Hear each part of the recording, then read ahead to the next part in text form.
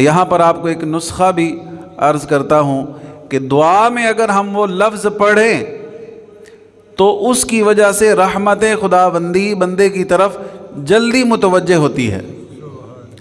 یہ بڑی پیاری حدیث پاک ہے، حضرت ابو امامہ رضی اللہ تعالی عنہ سے روایت ہے، حضور مصطفیٰ جان رحمت صلی اللہ علیہ وسلم، سارے مل کے کہہ لیا کریں صلی اللہ علیہ وسلم نے ارشاد فرمایا، ان للہ ملکا مؤکلا بمن یقول یا ارحم الراحمین فمن قالها ثلاثا قال الملک ان ارحم الراحمین قد اقبل علیک فاسأل۔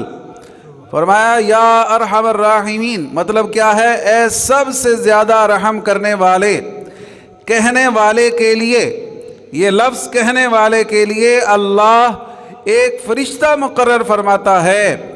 جو مسلمان 3 بار یہ الفاظ کہے تو فرشتہ کہتا ہے ان ارحم الراحمین قد اقبل علیک، فرمایا یقیناً ارحم الراحمین کی رحمت تمہاری طرف متوجہ ہے، جو مانگنا چاہتے ہو اللہ سے مانگ لو۔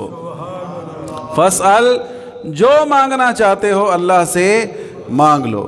تو اس حدیث پاک میں دعا کی ترغیب بھی ہے، اور دعا میں یا ارحم الراحمین اللہ کو کہہ کے پکارنا، اس کی فضیلت بھی بیان کی گئی کہ دعا میں ہم کہتے ہیں یا رب العالمین یا ارحم الراحمین، تو اس کی ترغیب حدیث پاک میں بیان کی گئی۔